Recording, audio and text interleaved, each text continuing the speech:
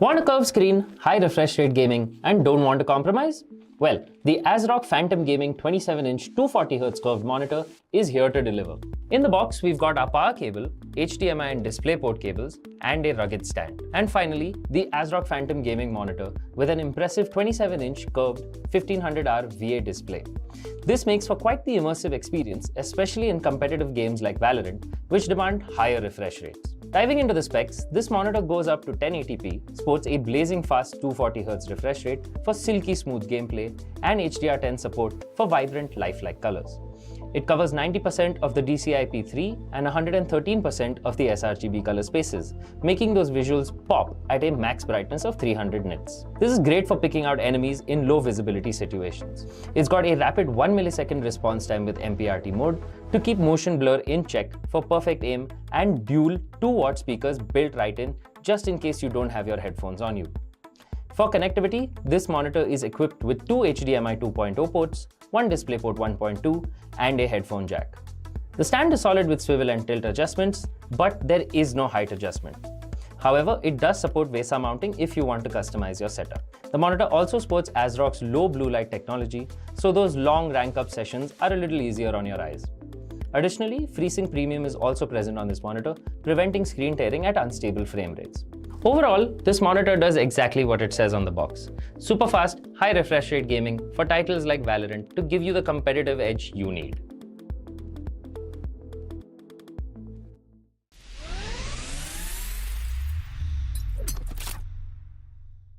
Today we've got something special for AMD users. The ASRock B650 Live Mixer motherboard. Packed with features and support for AM5 processors, this motherboard is a statement both visually and specs-wise.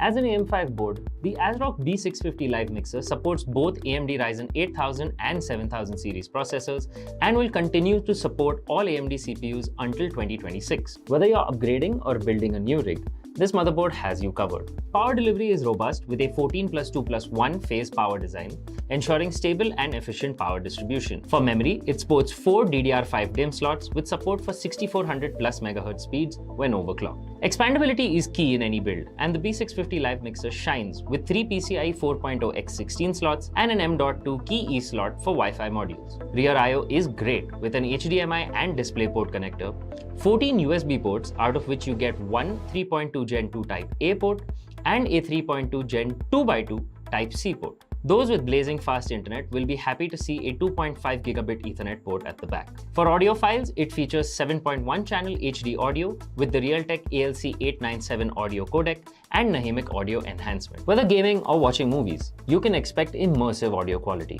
Storage solutions are top-notch with one blazing fast PCIe Gen 5x4 M.2 slot and 2 PCIe Gen 4x4 M.2 slots. Additionally, it also has 2 SATA 3 connectors for additional hard drives or SSDs. All in all, the ASRock B650 Live Mixer motherboard is loaded with features that make it a formidable foundation for any high-end PC. Whether you're a gamer, a content creator, or just looking for a powerful system, this motherboard checks all the boxes.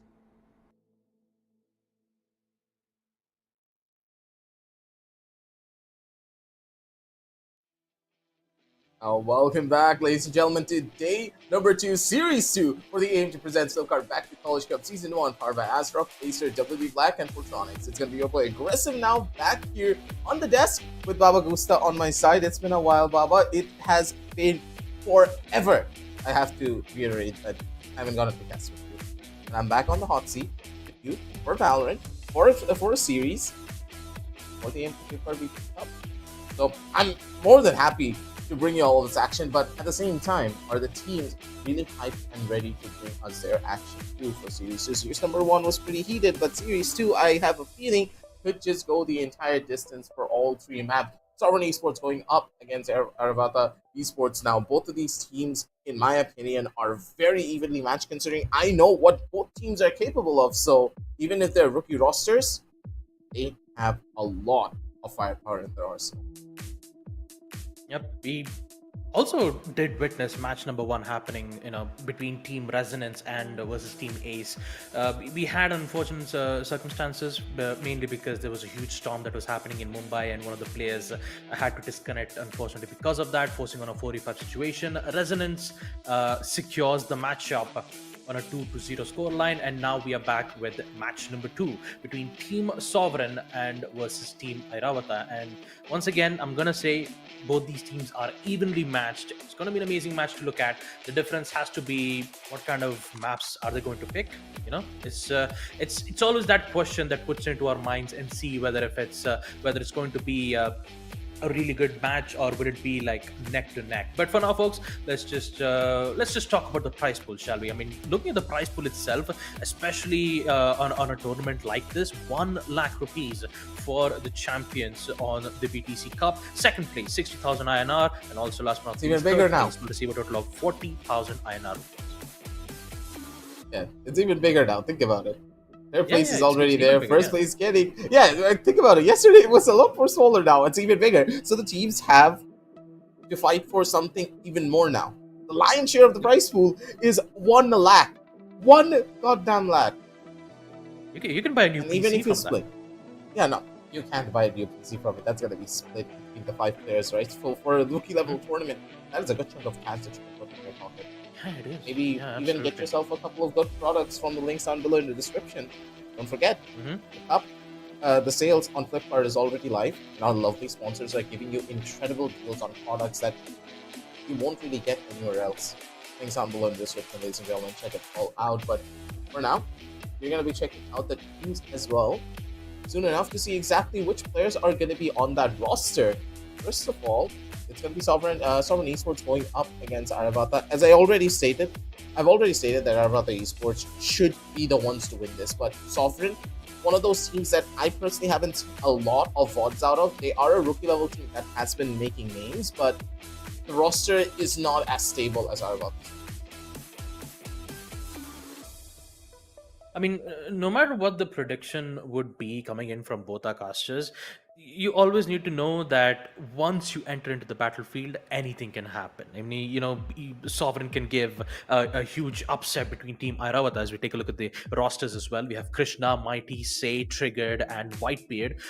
But yeah, like I said, once you enter into the battlefield, you'd never really know who's going to win the match unless and until we get to see how the team's performance are. Yeah, that's for certain.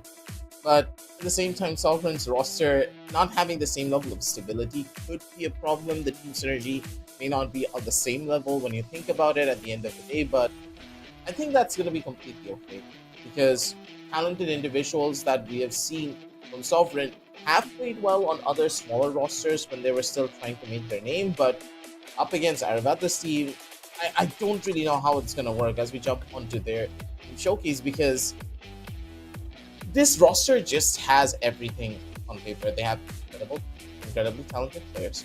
They know how to play with each other and against each other. Plus, you have players like Buster, No Mercy, and Raja, all in the same place. Like a Buster and No Mercy alone should put a lot of fear on any player. Because Buster has the experience, he has the aim, he has mechanical skill, and even though he has been getting older, strong mechanical skill and his talent is just getting better over time. And then you have a young gun as Mercy. This guy single-handedly took over games when we had the TC Cup back originally. He alone took over an entire match and won it up against which team was it again? I think you were there, Baba, during the time. I believe. I mean, it's been a long time since It's been a long time. It's like almost 6 months. It's almost a year.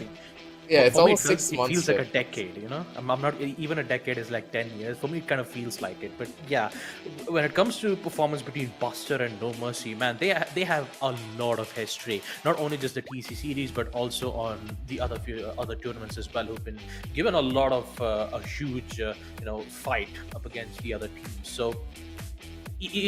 Like you said, Team Airavata Esports, they have a heavy hitters from their end, and for the side of the opposition team, it's going to be a tough one for them to deal with, Sovereign Esports. But hopefully, once we start off the match, we'll get to see how well the match is going to go. Let's not forget that this is a double eliminations format, which means that if one of the team gets, if one of the team loses, they still have a one final chance, and the loser of that matchup will go up against Team Ace. I believe the loser of the first matchup up against I believe it is I believe it's Team Resonance. Yes, Team Resonance is a team. So yeah, let's take a look at the veto itself, aggressive. Let's see what kind of maps do we get to see from these two teams. The battleground is just as important as the players, if not even more, at the end of the day. Bans look to be quite standard coming in from either side, but Greece slipping away from the ban screen. I don't really like where this is gonna go. Sovereign, what kind of shenanigans are you trying to cook here? To pick Greece as a team, you need to have a completely different mindset playing this.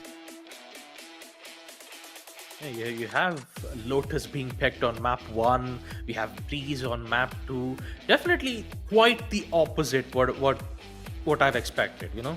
Because most of the times we'd always see the usual matchups like, Ascent being picked most of the time. But turns out Ascent has already been banned by Sovereign. They're like, you know what? We're not going to focus on the most played maps. We'll play the most least maps and just, have a 50-50 chance, you know? It's quite possibly like Sovereign and Airavata Esports, they want to play in a different battlefield, in a way where there are some new strategies that could involve. There might be some aggressive plays, or we might expect to see a lot of changes in their agent composition. So anything can happen at this point. It's basically a roll of dice. Speaking of agent compositions, let's go into the agent selection screen, ladies and gentlemen, with Lotus being one of those maps that can allow you to be a lot more creative with your team compositions. You can run a double initiator, double controller is still pretty decent, even if the Viper is really nerfed out. The main problem that I would say Viper currently has is she is good as a solo controller, but she is not really as good as a Sentinel anymore. She's been shifted away from being strong as a Sentinel and a controller to now being only good as a controller. This is where the real problems will start to show, as teams are trying to adapt still to this no Viper meta, especially in the European scenes where Viper was a little bit more prominent, and also in America. Those two regions are having issues, but in India, Viper was not as well received as all of the other regions in some cases. Even tier 1 teams in our country has not really started picking up on that Viper as often. Wanted to go in a little bit more for those comfort pickups on those double initiators instead. So even if they are rookie level teams, they're on that same boat. They want to play for that comfort. They want to play as a squad that will allow them to utilize their biggest strengths, their raw mechanical skill. And as you can see that Airavata, they have a lot of incredible players on purely their mechanical basis. Buster, insane in what he does. Generic as well. Generic on crack. I completely forgot about this man for a second, but as soon as he picked up on that chamber, I knew what he could do. There's a reason why he is added to be one of the best chambers that you can hope for on your team when you consider the rookie leagues. Because he has proven himself time and time again up against even tier 1 players that he can perform, he can do well. Each player on that roster, they have their own gameplay loop that will really surprise you when you see it for the very first time. And with that, on the other side of the spectrum, there is Sovereign. They're going in for a lot more of a generic composition with a double initiator, being the Sky, being the Breach. I like the idea that they're going in for, but after all the recent changes to Sky, I don't know why you would even try to pick up the Sky compared to a Fate, which arguably now in this current meta is a lot more stronger. Yeah. I mean, ever since the Sky has been nerfed in a way that you can't, there's not a cooldown for guiding light, right? You can't keep spamming or just initially use your guiding light for information. You have to use your guiding light only for flashes, because every single utility that you play from Sky, it has to have an important value. And because of it, you get to see a lot of players opting for a different choice. Just like you said, Viper has been nerfed, so is Sky, and because of that, you do get to see a lot of changes in the agent picks. Sometimes you see Clove being picked out. Sometimes you see double initiators. Sometimes you see double controllers. We get to see a lot of agents with the same role composition, right? Sometimes just in the previous matchup we saw up against Team Ace, where they were playing on map Ascent, we saw double duelist combos, which are very powerful in their aggressive attempts on entering towards the side. But you also need to understand that no matter how much power you give once you execute on site, that power will immediately be nullified once you head in towards post plant. So you've got to figure out a way to balance both the attack as well as on post plant on the side of the attackers, as well as on defense. The main goal for them is to either get good value out of it while being picked out in the process, or ensure that in the post plant you have necessary utilities to ensure you have a fighting chance to secure it. It's all about timing, it's all about utility management, and I'm pretty sure for Team Sovereign they don't have to worry about it. Most of the time, yes, they will be going up against some experienced players on the side of Team Airavata Esports, but nonetheless, no matter how good you are in the game, you still need to focus on the number of patch notes, the number of changes that happens in the game of Valorant. So once again, early in the game, we did get to see a huge number of Jet plays being made. Right, first it was Jet, now Jet has been nerfed out. Second was Chamber. Chamber was like the next gen of Jet mains. Chamber got nerfed out, and third, it was fully filled with Viper mains, in which they were really good at both controlling as well as being as a good sentinel. And last, as I can remember, you still have Cypher, right? Cypher's buff is still powerful, especially with it's kind of nerfed, but it's stealable. It's kind of nerfed, but still viable, right? So looking at the way how the balance is going at the game of Valorant, you could say that there is a lot of untapped potential of other agent compositions that we haven't experienced yet. So who knows? Maybe they might accidentally find out once they started playing out in the tournament. Who knows? Anything can happen. Yeah, what I'm really interested to see coming out from a lot of teams is utilization of that clove. Now that duelists are not really that powerful, think about it. Who's the strongest duelist in this entire game? It's Raze, right? Raze. But I wouldn't say that Raze is overpowered. She is honestly not overpowered, and I'm hoping that Riot does not nerf her. Not because I'm a Raze mate, but because this character just does not need nerfs. She's good because everything else is bad. And when you're in a situation like this, you really need to be careful, just like Generic is. The man's double dipping and triple dipping almost. Somehow still stays alive, but there's a good chunk of his headhunter bullets because of it. Does gain some information that two players are on the A sideline. And just as I was saying, every other duelist just needs a little bit of a tune-up and a buff. Raze, just leave her alone. That poor girl has enough. Yeah, satchel charges being made from Clandestine already in the site. Trying to make sure to get control as best as possible. I believe they're ready to hold out the site on C. Not a single player has been down just yet. So let's see what the response is from Sovereign. Very slow take, but I like the post-line positioning. They are going to be playing a little bit more closer in towards the side. Buster, good for the first kill, but again, continues to trade out from either side. A good nade to try and hold down the line. Nassim trying to maybe be a little bit of a danger for the opposition, but it's just not going to be enough. He was stuck inside of the corner with only just a classic, so he does not have the burst potential that he would have had if he had a ghost in his arsenal. Sovereign taking a very good first run, purely on the basis of a retake. It was done beautifully. Yeah, a good retake from Sovereign. The follow-up from the paint bomb and the satchel charges, giving him more opportunities to secure that place is a very crucial one for Sovereign to secure it. Not a single player was downed out, especially this all happened in post-plant itself. So once, Airavata Esports made in towards the side, you have to know that they've spent a chunk of utilities, smokes and everything to ensure that they can secure a kill or two. Generic is gonna won't be able to secure a kill or two from it, but the aggressiveness still continues though from Clandestine. Already in once again post plant, they're securing plants. Gotta be careful on the weaponries though. Fault line being used, that will concuss one of the players. Information will be given. Here comes the rest of the players from Sovereign having good weapon advantage. They just need to secure a kill, in which they do. And once again, Sovereign, they won't be having any problems dealing with the rest of the players on the side of Team Airavata. I would say pretty decent. Without the spike point down at the bare minimum, they were able to take down at least one gun. It would have been a better situation overall, but tickling the players as well works out, forcing them to spend an extra 1,000 credits to get that armor back up to full, so it's pretty decent. Could have been better. Sovereign, now with 2 rounds under their belt, can play for a full-on bonus here. But the question is, playing for a full bonus on the map of Lotus has its dangers as well. How do they want to go in for this execution? That's a good spot. There's not really a lot of utility that Sovereign has to try and stop them from making this entry, other than just one paint shell. And if Mighty uses it early, without any form of information, might not look that good. Generic's been a constant threat here towards this A side.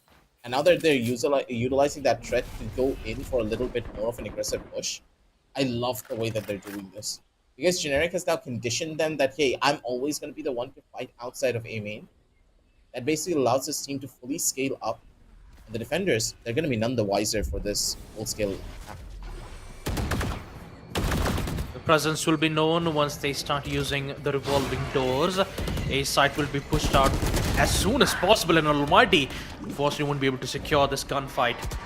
A lot of minutes left for Airavata Esports. They will finally secure the site once again. But will history repeats itself as Sovereign have secured 2 back-to-back post-plant?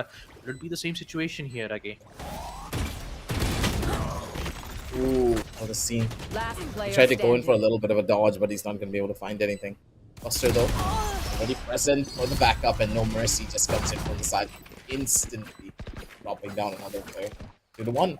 As Airavata, they've gotten themselves back on the board, and they only lost 1 gun in the process purely on the basis of Caldestine probably having a little bit of a lower sense than you would have expected for a flash dodge. That's do occur. Generic is once again going for a full-on swing, but I don't really know how much I like this, because the way that Generic has been doing this, he wants to condition them into understanding that, hey, the chamber is always going to be here, so there's a constant threat that someone might perk up on this A side, but one of these days, he might just be punished for it heavily. 1-1 tap, and Generic is going to be biting the dust. Once again, the presence known from Generic. And it's an interesting way how Arata Esports are making their way right now. Split push first, try to gain some info, see how many players are present from the site, see, what kind of agents that they've picked, if it's a controller, if it's a duelist, if it's an initiator, try to add some counters right into it, like the smokes and the usual flashes we see. Pings will be made. I believe the Raze will be prepped and ready for his satchel charges. All he needs to do is to find its mark. Slowly arriving towards the side. Boombot give them information, and so is the ult. Information is in. Clandestine almost trying to get those 2 kills, but look at how Sorwin are backing out. They are respecting the aggressive playstyle that they're going on to, but Clandestine still gets it. 40 seconds post-plant once again. Airavata Esports. Power of the Elephant is very strong, and for Sovereign Esports, it is very difficult. Thrash isn't done with you. Strength here is just brutal. But another issue that they have to face is Whitebeard. He went in for the flash, but the flash does not work out in his favor. Suns are perfect. Buster goes in for the full-on threat. Now 2 players over on the top side. They need to clear everything out here. Yuta over towards the top, but Buster, No Mercy. They have the angle that is required to hold everything down for this 2-2, and that was a little bit too dicey and too close for comfort for the members of Airavata. They need to be a lot more careful in the way they play their post match. Buster and No Mercy were able to bail them out, but confirming those kills towards the side of stairs is the most crucial part of the focus. Yeah, the double peek towards smoke definitely did caught Arata off guard, but eventually they did recover it. Like it was very quick. The adaptation from Arata Esports, it was so quick. Sovereign Esports, once again, good attempt though. Once they realized they're in towards the side, they quickly gave away the side. They know that they wasted ample amount of time. They only had 40 seconds left, and they really did a great job at holding out. But it's usually the post run. Once they get control of it, it's really tough. Trigger playing very close. Prowler not going to... Trigger gets the kill. The concussion works perfect for Sovereign. But us still facing major deadly problems. Let's not forget that this is a thrifty round, so the Shadows is dealing major damage. still alive. Clandestine once again in a 3v3 situation. That was such a beautiful paranoia coming in towards B, but no one is able to capitalize on top of it. We expected Clandestine to go in for a full-scale rush and maybe do something about it, but now the defense is at a very significant advantage, especially with the Seekers now finding out exactly where Clandestine is. The element of surprise not really being in his arsenal. 2 players already pushed out. They need to break it through. The armor received him. Clandestine still going to be able to live. And with the swing out, they're able to survive. 3k for Clandestine. But they utilize the showstopper because of it. They get the clutch, but at a very significant cost. And for Sovereign, they're more than happy. Think about it, Baba. They had no investments into that round, and they got the showstopper out, which is pretty much a key execution tool for a lot of strategies that Airavata might have to go in for site-heavy rushes. And without that option, they have to utilize the Nightfall without a solid source of entry. No showstopper. They can only rely on flashes though, from either from Gek, from Gek or from the Paranoia. But other than that, Nightfall is still a powerful weapon. Sovereign Esports, on the other hand, once again, they usually don't engage or try to challenge these gunfights. Not only just that, they don't go in for aggressive peaks, especially in the early rounds. They're just respecting the boundaries. They don't want to contest in those important choke points. Just playing it safe. But the problem is, if you play it way too much safe, it gives you more, it gives a lot of time for Airavata Esports to think exactly what's happening and give them the higher chances to not only secure the side, but also the win. They're getting noise on each and every portion of the map now. Not really making a single drop of sound. It's a big gamble coming in from the members of Airavata. As they're banking on rotations coming in from Sovereign. They need to make that educated guess, but it's not working out as well as they would have hoped for. Say's going to be the one to take down the first. Ray's no longer being in question anymore. Raja needs to be the first to take primary entry as the teleport to get himself into a better position. They do have an empty seaside to play around with, but they need to extend. If they don't make the extension quickly, they could just get swarmed by the utility that Sovereign have in their hands. A lot of utilities for Sovereign Esports to try to handle things out. Yuta definitely saw Raja's position, but chose not to engage in it. Mighty, on the other hand, deep within the side, all of them are in the side as a huge trade-ups comes in. And it's all to Raja left in a 1v2. Not gonna happen. Trigger will make sure to secure it and give the win for Sovereign, securing the 3-3 equalizer. It's really interesting how Sovereign Esports are playing at this point, Aggie. I mean, like, for the entire round, you don't see any aggressive peaks. You don't see any, unexpected flash peaks. It's just Sovereign are just welcoming Airavata Esports to their side and just be like, yeah, please come in, enjoy your time. And then once the time is right, they'll just ambush it at the right time with a certain good amount of utilities and rely heavily into its trade-outs. Plus, their retakes have been looking very good too. But I think that's purely on the basis of Airavata not really extending a lot of their sites. I don't understand why Airavata are just refusing to go in for site extensions. Unless they make the defenders uncomfortable or force them to utilize utility a little bit earlier on into their retake, I don't think any of their strategies are going to work out proper. Generic though, does get a very strong forward position over towards the revolving doors. Oh yeah! Should allow him to get a free kill if he just find the perfect timing. Crash being utilized, Say's gonna be able to catch out Raja once again. Mighty, his position's already known. The generic! He whiffed the shot. He expected the kill with a headshot, but the Phantom just completely betrays him there. Well, this team stuck on a very awkward angle. He's not gonna be able to live through this one for long. Good for one kill. Maybe he's gonna be able to find the second. No, Trigger's gonna be the one to shut him down instead. Flashes from the front, and Yuta's gonna be the one to shut him down.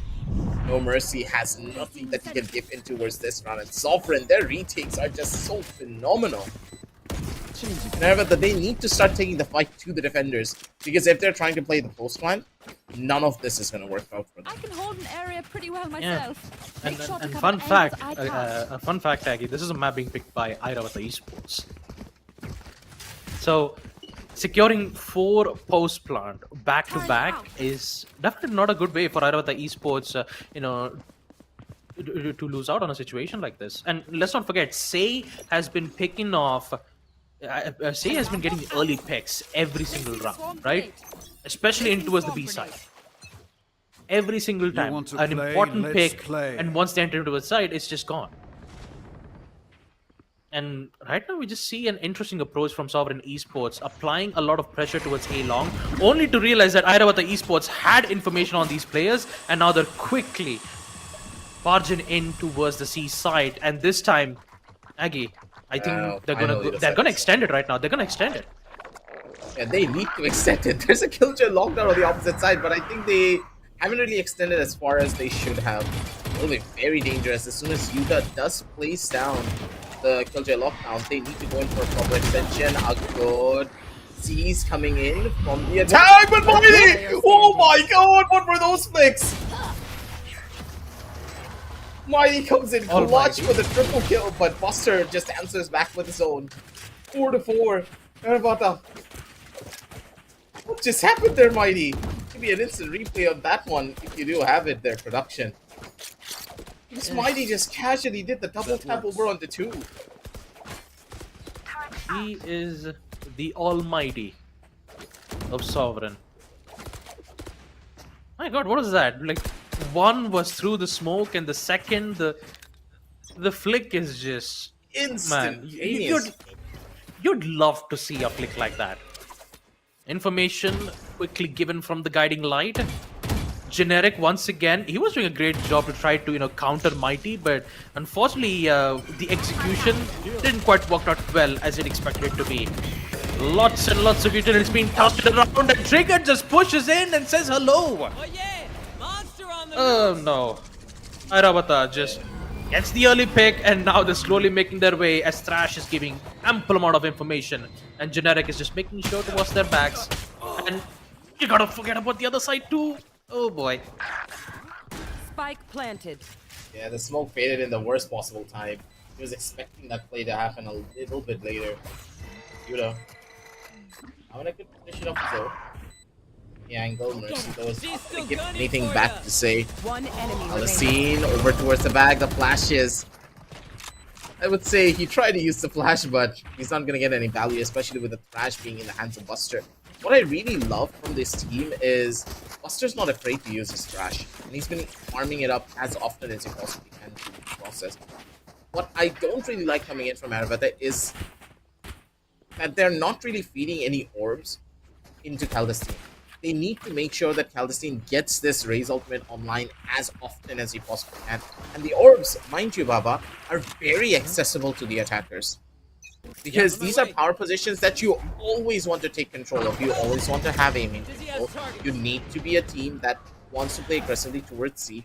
And if your opponents are playing aggressively towards C, that's an instant answer that, hey, I don't need to make this rush anymore. I can go towards the opposite side of the map, which is a little bit less contested.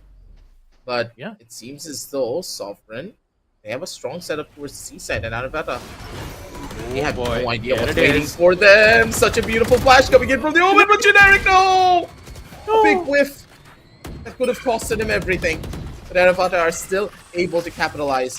They get the trades and they get it done. And it seems as though I kind of overhyped Generic a little bit too much. The man's whiffing way too many shots, but at least his team is able to fill in those gaps that he's leaving. The idea was on point, aggressive. I mean, the flashes was on point. The paranoia just blinding all 3 players.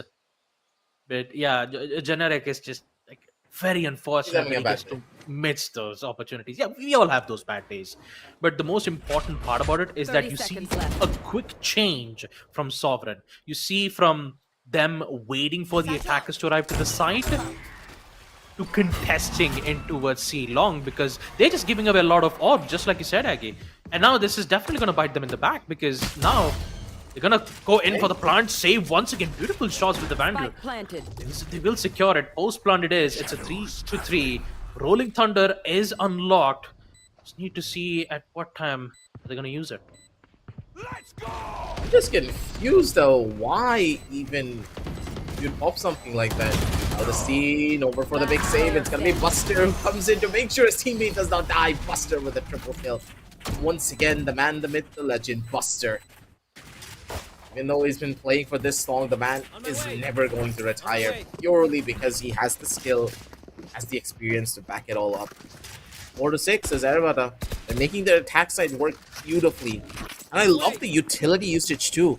They understand how much that they need to use to go in for trap setups. And the fact that they set up that trap so beautifully in 2 rounds ago, I'm scared to say what they could be bringing on down for their own defensive hand. Because that's where the trap setups become a lot. Thrifty round. Yuthag, great opening pick. A second, almost. The grenade will catch its mark, but he forgot about Buster. Spike Gets down. 2 kills Attackers and a shutdown from Whitebeard. Generic will finally secure its first frag up against Triggered. But apparently the spikes all the way towards the other side. There's No worries, Omen. from the shadows. Not to worry about it. Post plant once again. Spike planted. Difference is Sovereign can still have a chance to bring it back. There's still a possibility here. Possibilities are one thing, but look at the guns that the Breach has in his hand. Trap Don't have destroyed. anything to give in towards this trap. Trap now being broken. They have information that one person's already in towards the flank. Take your time for this one. Airavata. They're at the significant advantage here with time taken away. Whitebeard, with only a Spectre in hand, this retake is already over. Even if they do get the kills, this is going to take a lot of time. One enemy remaining. Even get a possible comeback on. So he's going to be good for the 1 kill. They find all of the frags, but just as I say, the time is just already done. Over. Couple of consolation prizes, and maybe Whitebeard's going to be able to get a gun for himself. Yep. Last 4-7. round before the switch. That's the attack. They have a 3-round advantage here over the defense. Pause now being taken by Triggered. Very smart pause indeed, because they need to utilize this pause to at least reset the momentum and get a possible 5-7 score. It's their do or die. They have good ultimates to make it happen. Result is Careful present. there. Plus, you have Careful the there. Seekers. You can utilize the Seekers later on in the Careful round, there. or you can use it early to try and set up your raise for a possible showstopper kill to get the advantage. You need to do either or. If the Seekers are utilized Careful early, there. you need to make sure that there's an aggressive push happening. If you want to Careful hold it there. later on and use it reactively, that's completely fine as well. Because Airavata Careful has a there. tendency of completely cutting off noise after they go in for a little bit of an early aggressive play towards the seaside. So you need that information. It all really comes down to how the Sky is going to play her utility. And on the basis of that utility, I want to see the Raze utilize her ultimate. Don't try to go and do something on a gut feeling, because on a 4-7 scoreline, you do not want to give an 8-4 half. To get that one small kill could just mean that your team's going to win the round. They could possibly lose. That's a good start. Not a lot of problems on their economy though. It was a valuable eco round from Sovereign Esports. They did remove out, all the rest of the players. So with this time out being taken, Mighty needs to be careful though. Peaks will be made to gain some information, and Generic is just trying to make sure that he could get a headshot or two from that exact location. Aggression will be made towards A. They're thinking that there would be a lot of contestations being made from C long. But once that drone's information is being given away, they will be prepped and ready for it. Nightfall is used, so is Thrash, and Clandestine is very deep. Just gonna wait for the right moment to remove the rest of the players, and he will succeed in doing so. Here goes Whitebeard. Still need to find the rest of the players. No Mercy gets another. There's 2 players down for the count. Airavata Esports looking very promising in this post plant. Utilities put to perfection. Ultimates being placed at the right time. And here comes the showstopper. Who will it get? It will be Clandestine. Mid-air collision.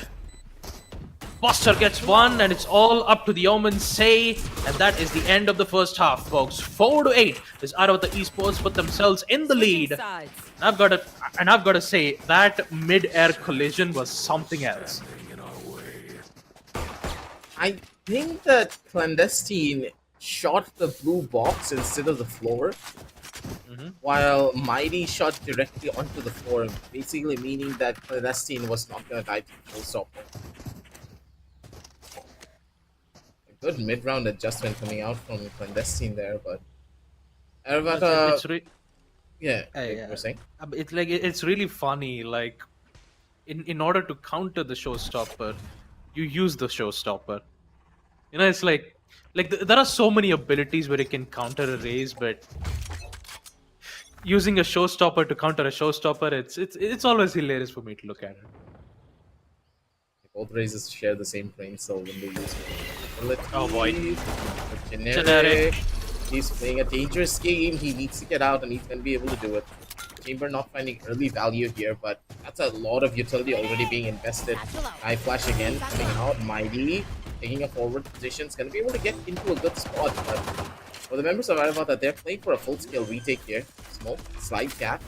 Not going to be able to find any form of value. Triggered. Where's the opposite side of the smoke? He wants to maybe go in for a push like this, but it's not going to happen. Triggered. Good shots coming in with the backup from the sideline. He gets a double kill with Whitebeard getting another one. Buster tries to make a difference, but he's just a lonely gecko with a ghost in his hand. Beautiful rush coming in from the members of Sovereign. And what I don't understand is, Airavata, I understand that the chamber just dipped out of the side, but you would expect that, hey, I want to hold down the B side and I hold down the C side, sorry, and I don't want them to rush into me that quickly.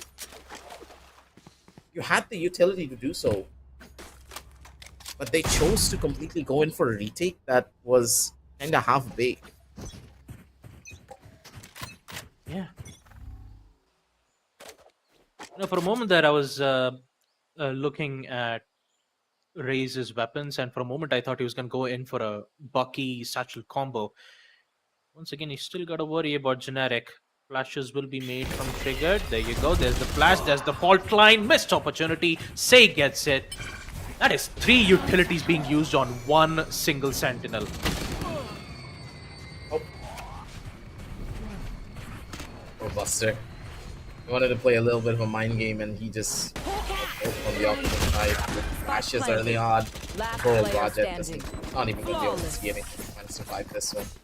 Mighty comes in clutch with his teammates to go in for the set plays. And I like this software. Their utility utilization is just pinpoint accurate when it comes down to overall executions. There. And that's giving them significant advantages in all of their games. Flashes are good. I mean, flashes were on point both for, you know, on the side of generic and also for the Omen, who was playing really close with the shorty. Careful there. The only counter for a shotgun is always a flash, and being able to get a good value out of it is a plus point for Sovereign.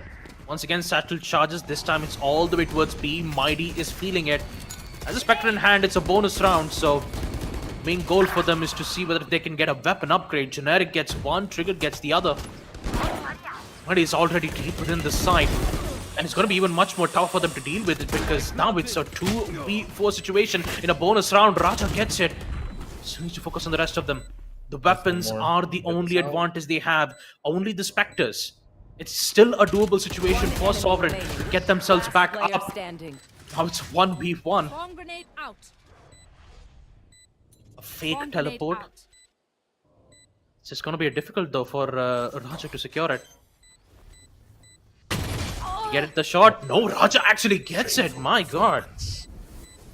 Yeah, I don't think Yudo was expecting Raja to be that far out, especially with the smoke being placed. Bamboozles coming out from his hand. 6-9 on the scorecards, ladies and gentlemen. 3-round difference really putting both of these teams apart, but Sovereign are playing extremely well. This last round was purely lost because Sovereign made a couple of mistakes in their post-line positioning, but the overall execution, Baba, is just spot on. Hold on. I mean, the utilities from Sovereign is just looking good, and this was a bonus round for Sovereign, so they did dealt major damage, especially on the bonus rounds. You'd usually expect to see Arata Esports have at least 3 or 4 players still being alive, but this is a good value coming in from Sovereign. Guardian from Generic once again still contesting towards C long, but this time he has his partner Buster to push in. Fault line will be used, the same utilities. Wall through the boxes. Mighty immediately reads it out like a book. And Generic gets caught out once again. Paranoia, good use to deny the push. It's gonna happen towards C, but Sovereign, my god, the counters are just looking absolutely perfect. Yeah, Sovereign's already making the instant rotation towards the B side, catching out all of the players before they even get into proper proper retake positioning. Raja, he knows that there's a good chance one of the players could be towards the A side, but look at Yuda's positioning. He's still gonna get cleared out though. Raja in a good spot. This kill is very crucial. Triggered's able to find one. This could just be on the opposite end of something bad, but still, Triggered and C, they're able to find so much more value. Mighty comes in from the sideline, doesn't get the kill, but does the distraction that is required for Say to find his pick. Now Raja, once again, stuck in a clutch situation. He does have the shot and step to get into a forward position instead of the smoke, but it's just not going to be enough. Go on the left. And nah, Raja's just already done for. Nice to survive, but even then, it's not going to help. 7-9, ladies and gentlemen, as Sovereign, they found their foothold once more. The setups that they're going in for. On paper, I love what they're doing, but I think that a couple of their plays is just a little bit too aim reliant, and the players are not as confident when taking shots. Yeah, I mean, at this point, I think it's best to not contest for C long. Fort line, flashes, and then you have all 4 players just wall banging towards the spots where usually the players would be. Generic is definitely not having a good time, so he will make a swap. This time he'll be holding all towards the A side. He's gonna meet Utah anytime soon.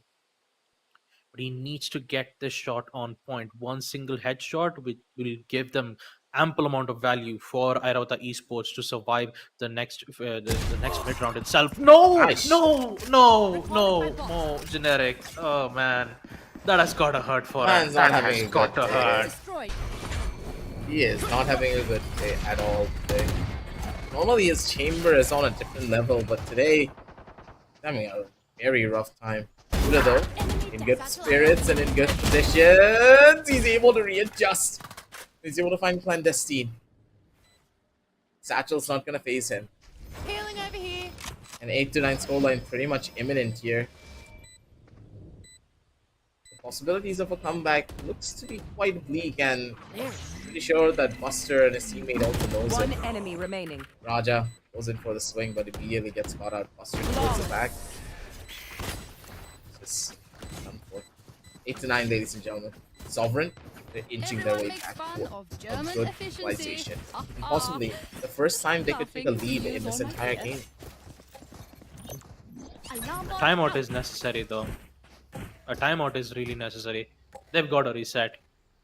Generic has been picked out every single round in the second half, and this is not a good sign for Airavata Esports. Even Buster's getting picked out on second half. They were looking very promising in the first half while they were on attack. They were like the counters was good. Sovereign Esports were just playing it too passively in the first half. And then now we get to see the second half, Sovereign Esports taking control of the situation. Definitely puts Airavata in a state of danger. Lockdown is present, so Sovereign Esports could go in for a fully fledged push towards A, or maybe use it on post plant. But I believe this entire round would rely on the showstopper from Airavata's end. If the showstopper gets some valuable kills, like at least a 1 or 2 kills, maybe taking out the sentinel or the duelist, that would definitely give some good value out of it. To a certain extent, yes, but at the same time, how do you want to use that software? Yeah. Go out a little bit too aggressively, there's a good chance you might get one tap out of the sky. They if are you mine. try to set yourself up towards the A side, they could be heading towards C, where your showstopper's not working that well. Find you. And it seems to be in a completely different direction, though. The utilization of the Haunt to get A main information.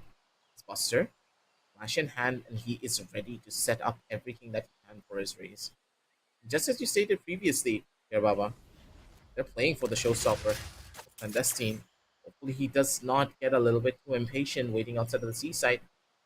Will be the more better option. Stun comes through, giving early information that hey, there's a good chance the execution's gonna be heading on towards the opposite side. Flashes are perfect, and they use it beautifully. They need to get this ultimate out as quickly as possible, but no.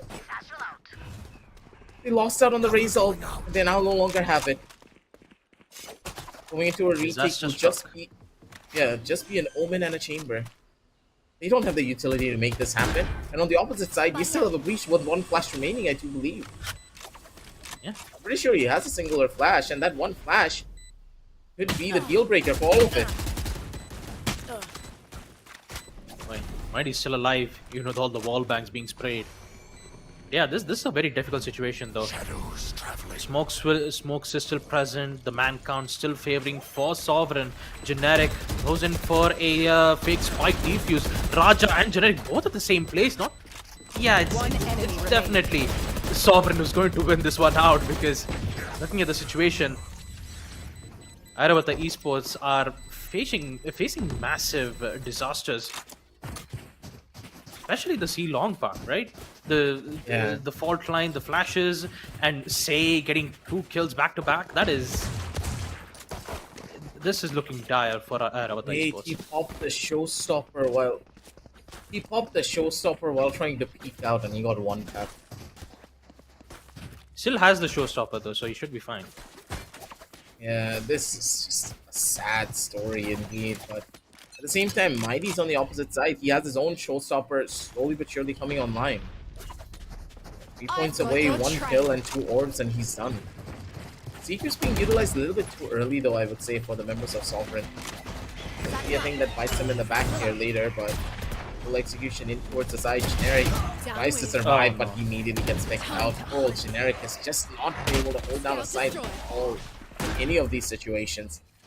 It's like he doesn't have a backup plan for a lot of the sidelines. And then there's Yuta. The man is not missing a damn thing. Look at the crosshair placement. Pristine and ready 24/7. Say, missing out on a couple of key important shots, but Buster's not able to hit his either. Flash comes through, trying to buy him a little bit of time. Buster. Equalization over under 1. He's looking for more here. Bullet running out. Raja needs to come in for the big save. Flash being used at the best possible time. Good kills. Could be the second, but no, Raja is not able to find it. Smoke is perfect. Going straight into the Killjoy Molly. It's a little bit of value over from the sidelines. They do get the kills, but the time is still not going to be in their favor. Sovereign, they get the 10th on the board, and double digits are now theirs. Airavata, they're left scratching their heads at this point. Because these site extensions, mind you, Baba, is the thing that's winning them these rounds.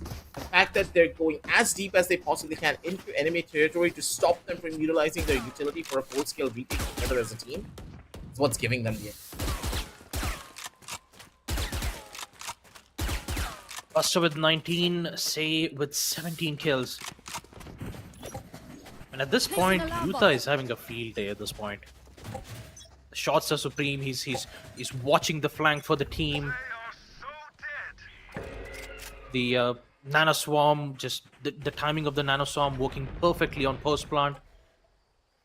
You can see a lot of pressure has been built up from Airavata Esports. Showstopper is present. I believe Fates' ultimate has been opened up. Nightmare will definitely help in providing a lot of information.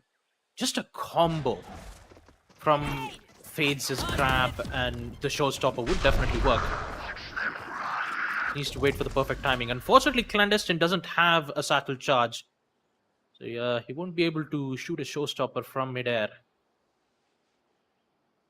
A lot of time being wasted around. Only a minute left. Sovereign Esports gonna use their lockdown as quick as possible. And once the timer hits at 2 seconds, they'll make their presence known towards the B side. Satchel out. Satchel out. Rush coming in. Mighty. Man's not even given an inch of space away. Does get flashed out by his own teammate. A couple of mishaps when it came down to the smoke usage. But still, Buster and Raja coming in clutch from their own sidelines. They do have the flash to give them a little bit more leeway, and this retake is just absolutely phenomenal. All of the players coming into perfect unison for this play to happen. Mighty looking for another kill, but he's not going to be able to do much. Good for one, but he's not going to be able to find the second. 10 to 10 is Airavata utilizing all of the utility to perfection when it came down to this retake. No one was over peaking, and they utilized the early aggressive plays being made by Sovereign against them. Yeah, once again, a timeout will be requested from Sovereign. A lot of utilities were expanded from Airavata Esports, most of them being used on post plant. The showstopper, unfortunately, won't being able to secure a kill, but it was being kept for more than 3 rounds, if I recall properly. The previous 3 rounds, I believe, both the Rays as well as Buster were trying to hold all the way from C long. That unfortunately did not happen because of the combo that they made from Sovereign. The fault line, the flashes from the sky definitely hindered a lot, and they were unsuccessful Careful in there. popping out the showstopper, helping them in securing a kill or two. But looking at the situation, I'd say that Sovereign has the advantage because you have the showstopper being unlocked from the attacker's end, and plus the Rolling Thunder, which is even more devastating once they have control on the site, right? I mean, out, would you? post plant, like you could use it on post plant, or you can use it at the execution of the site. So maybe some aggressive plays could be in play from Airavata Esports, and I believe they'll make their decision known by applying pressure towards A long. That'd be a huge issue. Yuda already heard out at least 3 players over towards the B side, so that's an instant play towards the C side if I've ever seen one. But members of Sovereign, they are not risking a damn thing. Yuda also knows that there's a good chance the chamber trips are over towards mid, but he's not taking a chance to peek anything here. Sovereign playing disciplined, but they could be going into their waiting arms with Generic, who was an operator in his hands. Sun dodged out, and Generic comes in clutch, being able to catch out Triggered, who has been torn in his sides for the last couple of rounds. Raja positioning completely unknown, and he's going to be able to find the kill. Mighty, none the wiser for this play. And with these 2 kills, Airavata, they have the significant man advantage. 5v2 going into a full reset. Say, he does get the plan, and it's all up to Yuta. Yuta needs to be a game changer for his team here. Say's completely on his own over towards the A side. He has to Shroud Step to maybe extend themselves up forward a little bit higher over towards the high ground. But even then, things are not looking that good. It's Yuta's game. If Yuta doesn't get at the bare minimum of 2 kills here, I don't know how they're going to be able to lose. Oh no. There you go. But first, That gets one. Say, it's your turn. Last player it's over. standing. Yuta still gets the second though. He's still getting on point with this with the kills, but the damage is done. Airavata will secure it. Put themselves back in the lead. Sovereign Esports, unfortunately, their timeout didn't quite work out as expected it to be. I've got to admit, Generic the read of Generic was just really good. He knew that the fault line was coming in, so instead of hugging towards the wall, he was slightly in the middle of it. So once he knew that there was a fault line, he would just dodge it, peek back again, takes out Triggered, and then just easily come back. It was like a really well made. The recovery was just really good from Generic's end. Look at the pressure though. Mighty once again. Oh boy, he's trying to aggressively play, and Raja again catches Rays off the act. He might be able to get Triggered, in which he does. An important peaks as Sovereign Esports loses control on C execute. I don't know why Sovereign is trying to rush so much when it comes out of their overall execution. Plus, Baba, where is this nade going? I wish I could rewind back and see exactly where the nade went coming in from Mighty, because Mighty didn't nade the far back corner, near the pillar where Raja was standing. Normally that is where you throw out the raised paint shells. But no, Mighty's not clearing out the close corner. He's completely getting caught off guard in a lot of these scenarios. But Yuta just walks in for free. But regardless, clandestine able to go in for the trade. 2 versus 4 on the map. Generic in the corners. Not going to be able to find the kill, but that's 30 completely seconds fine and left. dandy.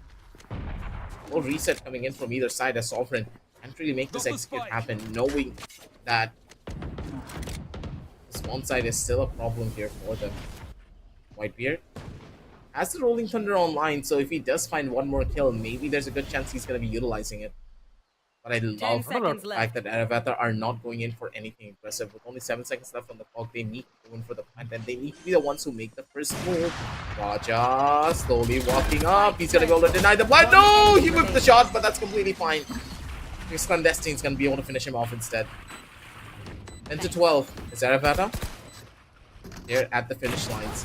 Waiting to cross over, but Sovereign, I don't think they're going to give this one up without him. Match point. In their defense, I'd say that their main goal was to just plant the spike because it provides, I believe it provides every single player a free 300 creds, right?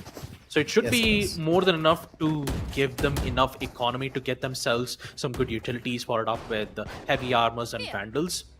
And since this is their last final fight in the first half, they're not going to give it up just yet. So the Rolling Thunder will still be online. They still need to worry about Generic, but he's going up against Yuta. And as I recall properly, Yuta is on point with the Vandal shots. A single shot at the head should be more than enough, and you might see it in a while or two. I think Yuta saw it. Yuta is just... Yeah, Yuta saw it. He's like, it's best to not contest an AWPer because if you miss it, it's all gone. Showstopper being used all the way towards C long. Unfortunately, won't be able to catch anyone just yet. A lot of utilities being used, pressures being made from C long, and at this point, Airavata Esports, they're putting pedal to the middle all the way from C long. Oh boy, Trigger was just caught in a very bad spot. The smoke wasn't really placed really well. And yeah, this is an unfortunate smoke that didn't quite work out for Sovereign. Generic, he needs to hit the No, shot. He's not Generic. going to be able to find it, but he's able to live. Being able to live is the big important No. factor. Generic, he still went in for the swing up against Yuta. That is going to hurt. Now the attackers have an AWP in their arsenal. They don't want to use it though. Mighty instead opting for the judge, playing close range here. Not really the position that he wants to be in, especially with Buster still very much alive with that thrash. Time though is not their best friend. Airavata's positioning, I do not like what they're holding. Whitebeard in towards the back, catches out no mercy as he wanted to go in for a swing. Mighty, his opportunity to pull off something big here. Oh, no. Can go in for the jump. He does find the catch over under one more. And one by one, the members of Sovereign are able to find a peak each. 11 to 12, ladies and gentlemen. This is where the game is going to get even more. Oh man, feels bad. Feels bad. Generic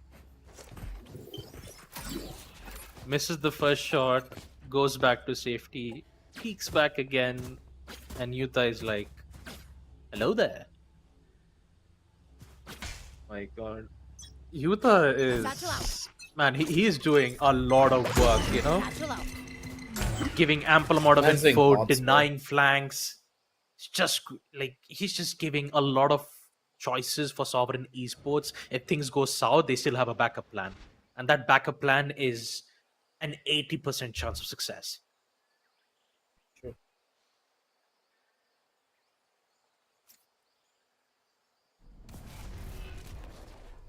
I have to hope that Generic just has a better option, really. It seems as though we are going to be rolling on back the round as one of the players did have a disconnect. So, pretty much we're going to be at the exact same place, ladies and gentlemen. Don't really worry about that, but the round's just going to start all over. Yeah, Wait a minute. What happened? I believe the rounds reset. Since all the players are ready, we'll be able to resume back the match without having any fuss. But yeah, like No, the rollback Huh. took us to a 5-8 score, right? oh yeah, it's 5-8. I believe it resumed back to second half. But 11 yeah, to 12. not to worry, folks. We're not gonna waste a lot of time just yet. We'll be back as soon as Match possible point. with the second map. There you There go. we go. Match point is in for Airavata Esports, Sovereign Esports. They still have it. The previous round was just very close. A good count is being made from both the sides. Generic's weakness is it's a lot, Sovereign, they're having a field day at this point. For Sentinels, especially for Yuta, he's not having any problems dealing with the chamber. But they definitely had to figure out a way on executing towards the side. That's where they were having main problems with, especially with Raja, right? Every single time where they decide to push in towards the C side, they don't usually check the pillars. And because of that, they got picked out twice or three times in the round, placing Airavata Esports on a match point. So they got to make sure that they don't put themselves in the same situation again. Because if it does, then Airavata Esports will steal the round, and if it doesn't, then we might see overtime match point. On that regard. Sovereign, though, they have the proper game plan and they have ideas that can really push them over that finish line, but the main problem that they're having is the timing of their utility. I don't really see the utility being used in synchronization with each other as often anymore as they did in the past. Because Yeah. earlier rounds, think about it, they utilized the util almost perfectly. The flash, Yeah. the stun came in proper unison, but after a couple of rounds, when you expect them to be even better in the utility usage, it's just not as present as you would have hoped for. Think about it. Sky used her seekers, right? Normally, what Yeah. do you do after the seekers come through? You use the paint shells. After that, you try to clear out a power position, and then maybe if the paint shells are not able to do the value that you would want, then you use a rolling thunder or a flash or a stun coming in from the breach, and you use those abilities to confirm a proper hit onto a player. But the seekers are just being thrown out willy nilly, and they're using the seekers for an entry, which is not really the case anymore, especially with Sky now being nerfed out so far. You don't have the flashes to give the proper support. Your Trailblazer is also not that strong anymore that you can use it to help your teammates get into a side properly. Remember, before the Trailblazer could still concuss a player even when it was destroyed. But none of that is really happening here coming in for the members of Sovereign. And hopefully, with this technical pause, both teams have an opportunity to reset themselves. For Airavata, it's going to be the finish line push. They need to stop Sovereign from getting themselves on towards this overtime point, because if Sovereign gets that chance for an overtime, this could just all be over. But before we are going to be able to decide that, we're going to need to head on down over into a short little break and see exactly what problems the players are facing, and hopefully we can fix it. But for now, we'll see you in just a little bit.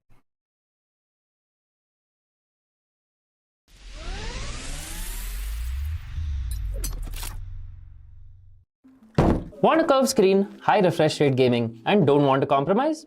Well, the ASRock Phantom Gaming 27-inch 240Hz curved monitor is here to deliver. In the box, we've got our power cable, HDMI and DisplayPort cables, and a rugged stand. And finally, the ASRock Phantom Gaming monitor with an impressive 27-inch curved 1500R VA display. This makes for quite the immersive experience, especially in competitive games like Valorant, which demand higher refresh rates. Diving into the specs, this monitor goes up to 1080p, sports a blazing fast 240Hz refresh rate for silky smooth gameplay, and HDR10 support for vibrant lifelike colors. It covers 90% of the DCI-P3 and 113% of the sRGB color spaces, making those visuals pop at a max brightness of 300 nits. This is great for picking out enemies in low visibility situations. It's got a rapid 1 millisecond response time with MPRT mode to keep motion blur in check for perfect aim, and dual 2-watt speakers built right in just in case you don't have your headphones on you. For connectivity, this monitor is equipped with 2 HDMI 2.0 ports, one DisplayPort 1.2, and a headphone jack. The stand is solid with swivel and tilt adjustments, but there is no height adjustment.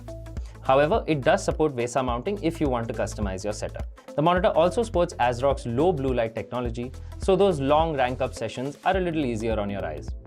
Additionally, FreeSync Premium is also present on this monitor, preventing screen tearing at unstable frame rates. Overall, this monitor does exactly what it says on the box. Super fast, high refresh rate gaming for titles like Valorant to give you the competitive edge you need.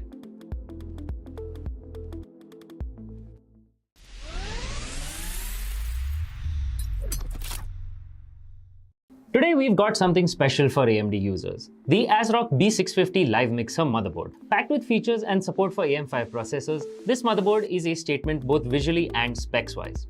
As an AM5 board, the ASRock B650 Live Mixer supports both AMD Ryzen 8000 and 7000 series processors and will continue to support all AMD CPUs until 2026. Whether you're upgrading or building a new rig, this motherboard has you covered. Power delivery is robust with a 14+2+1 phase power design, ensuring stable and efficient power distribution. For memory, it sports 4 DDR5 DIMM slots with support for 6400+ MHz speeds when overclocked. Expandability is key in any build, and the B650 Live Mixer shines with 3 PCIe 4.0x16 slots and an M.2 key E slot for Wi-Fi modules. Rear I/O is great with an HDMI and DisplayPort connector, 14 USB ports, out of which you get one 3.2 Gen 2 Type A port and a 3.2 Gen 2x2 Type C port. Those with blazing fast internet will be happy to see a 2.5 gigabit Ethernet port at the back. For audiophiles, it features 7.1 channel HD audio with the Realtek ALC897 audio codec and Nahimic audio enhancement. Whether gaming or watching movies, you can expect immersive audio quality.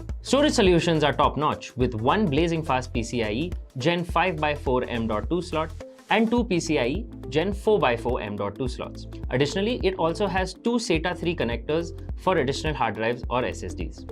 All in all, the ASRock B650 Live Mixer motherboard is loaded with features that make it a formidable foundation for any high-end PC. Whether you're a gamer, a content creator, or just looking for a powerful system, this motherboard checks all the boxes.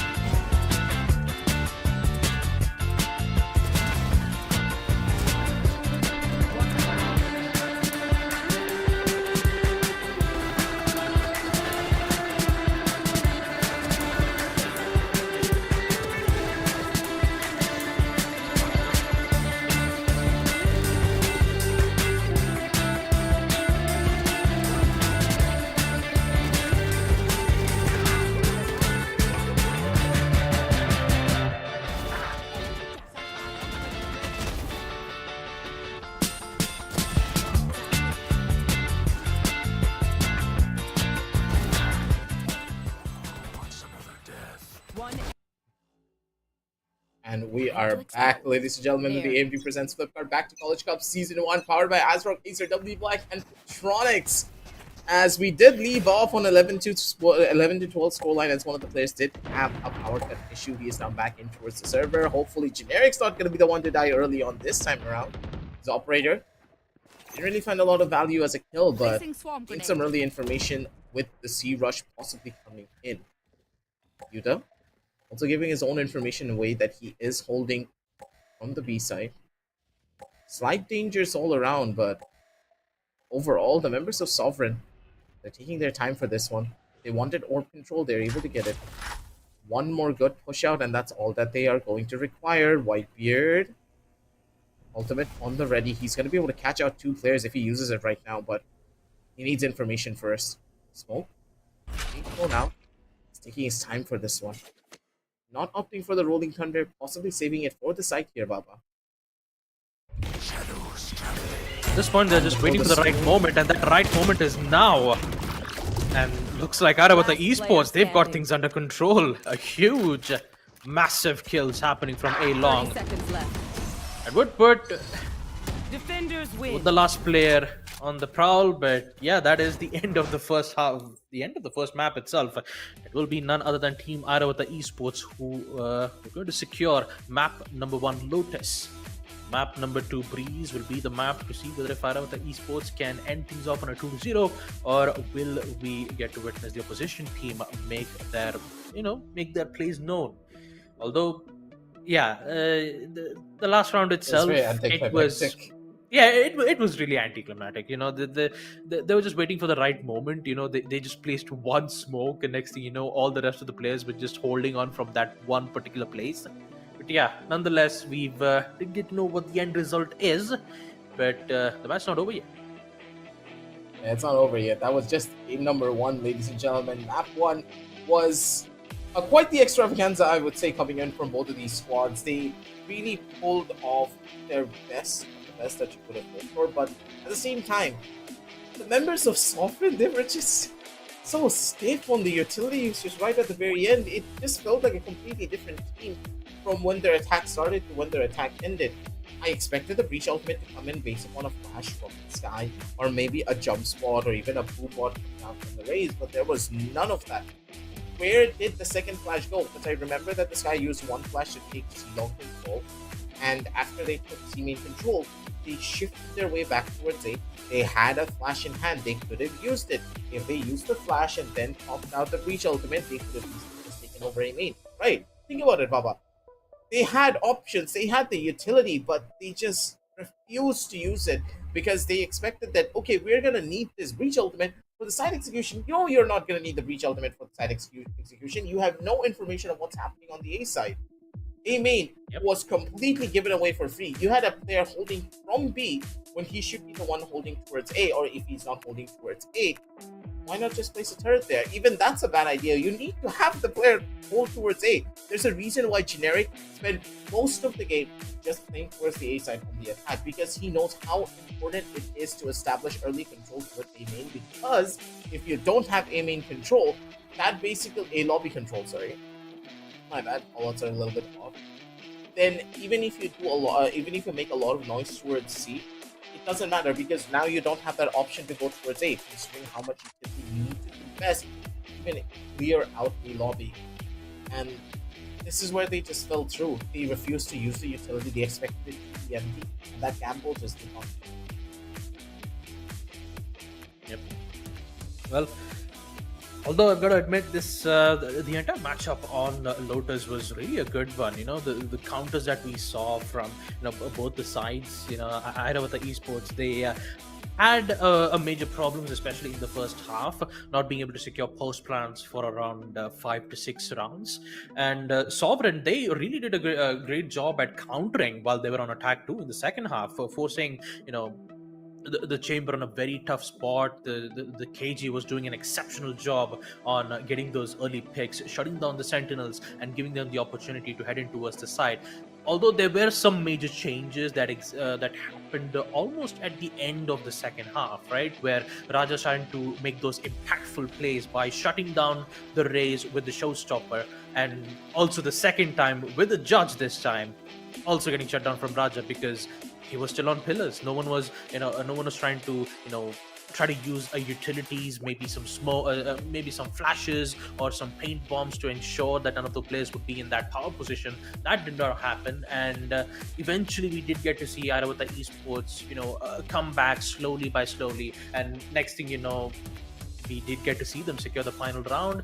For a moment, I thought that we could have seen Sovereign Esports, keep this match all the way up to overtime match point, but we did get to see that anticlimactic end where the rest of the players from the side of Team Sovereign just got absolutely destroyed from the A entry itself. Yeah, the A entry was just a tough call to have, and I'm pretty sure that your production was confused that what the hell just happened towards A lobby, because of the observer just had no idea where to even go in that scenario. But in my opinion, Sovereign just probably couldn't recoup themselves and get their momentum back after the loss. And hopefully that's not going to be the case as we head on down over onto map number 2. Beast, though, on the other side of the spectrum, is not really a momentum-based map. It's a map where lines of sight are very important. Map control being established early on is also a crucial part in the way that the map is normally played. And when these factors all come into cohesion, that's a completely different story, right, Baba? Yeah. Composition also matters quite a bit on that particular map too. Yeah. Maps like Breeze, Icebox, these maps are usually long-range fights, right? It's a place where you get to use your Guardians, you get to use your Outlaws, Marshals, and many other types of weapons, which could definitely change the entire pace of economy. And the thing about Breeze, and also knowing that you have a huge nerf that had happened from Viper, this map Breeze, it's Viper's domain. And since there's a huge nerf from Viper, the changes from the team composition will be a lot more different, right? Maybe we could see a double controller composition. Maybe we could see I think a double controller setup would be the safest bet for me on the second map of Breeze, because Viper usually acts as both the controller as well as the sentinel, right? So usually you'd have Viper play on the A side, and then you have Cypher play on C with all the traps and all that stuff.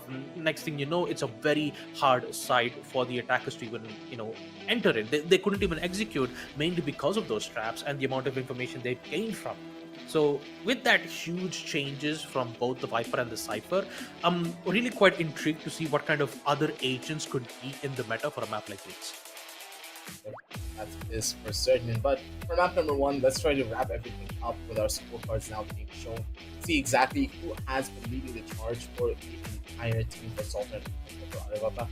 We already know who's been the game changer. Come on. Buster being at the very top.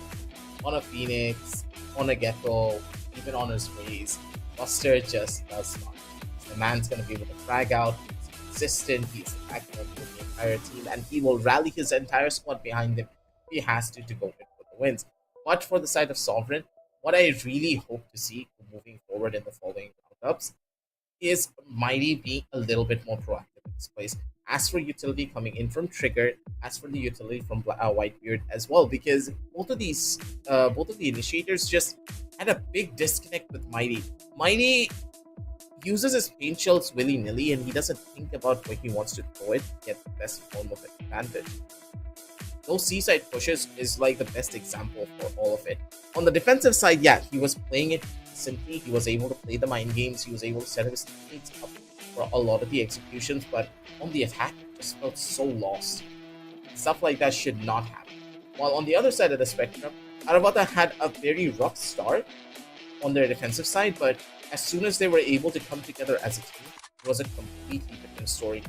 Their utility usage became a lot sharper. Their aim was shifting away from being much more of a solo carry potential thing over to much more trade oriented, and Buster was leading the charge for all of these things.